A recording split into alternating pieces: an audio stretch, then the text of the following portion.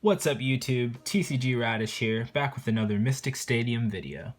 Today I've got a deck profile for my build of Aggro. The current format's not too diverse right now since there's only 28 cards in the card pool, but there's still some interesting choices to be made in deck building, at least I think so. So the goal of this deck is to win as quickly as possible by attacking your opponent as many times as possible, and most of the time this involves playing a lot of monsters, generally cheap and high power monsters. So it's pretty straightforward, nothing too complicated, no crazy combos, just play monster, attack with monster, yeah, so let's get into it. Alright, to start things off, we got 3 copies of Falcon Lancer. It's a cost 1 monster, 3/2, when played, it gets +4 power until the turn ends, so it's a 7/2 on the first turn that you play it. As far as cost 1 monsters go, this one hits pretty hard. You can use it to attack over your opponent's total shield, or to take out one of their monsters with a lot of shield. And it's pretty weak after the first turn you play it, but generally we don't care too much about that because our monsters don't often last more than 1 turn anyway. So yeah, there are 3 copies of these. Next up, we're going to run 3 Reconnaissance Fairy, and what that is a cost 1 monster, 1/1, and when it's played you can look at your opponent's hand, then draw a card.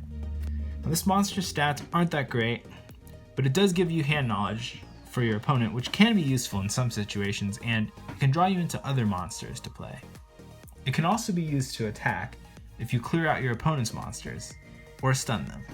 And generally, we're going to be looking to our stronger monsters to clear out other monsters anyway. Next up, 3 Mellow Sprite. This is a cost 0 monster that's a 4/4. And when it's played, your opponent gets to put the top card of their deck into their energy zone. This card is great for building a powerful offensive, but you do want to be careful sometimes because you can give your opponent the energy that they need to beat you. Then we've got 2 Mushroom Soldiers. It's just a solid overall card, 5/3 for 1. Importantly, that 5 power can beat problematic monsters like Blade Master.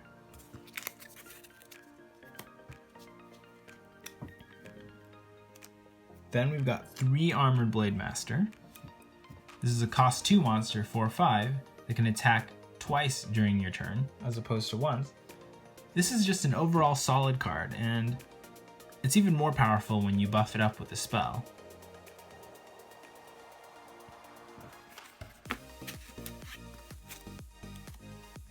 Then we've got 2 Firestone Wizards.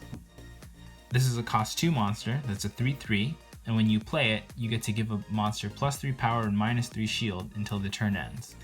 You can use this monster to destroy your opponent's monsters with 3 or less shield, or to buff up one of your stronger monsters, like a Blade Master or a Dragon.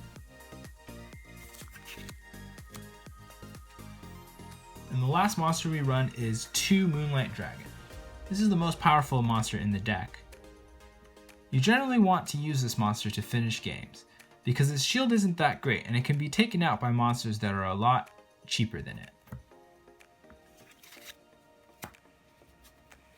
To kick off the spells, we got 3 copies of Quick Energy, pretty much a staple.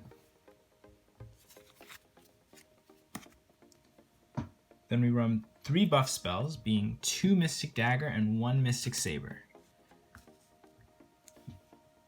Sometimes you need a little extra power, and this is where you get it. I generally think that 3 power is enough, so the Mystic Saber usually begins in the Soul Zone.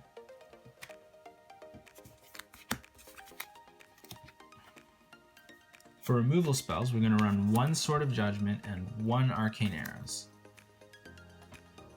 These are pretty expensive at 3 energy each, and you usually want to be using your energy to play monsters to attack your opponent, but sometimes there's some big monsters with a lot of shield that your monsters can't really attack over, and that's what Sword of Judgment is for.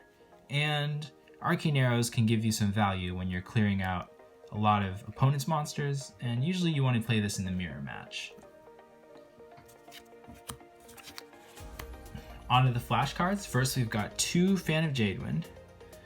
This card returns a monster to your opponent's hand, but they have an option to play another monster if they have it.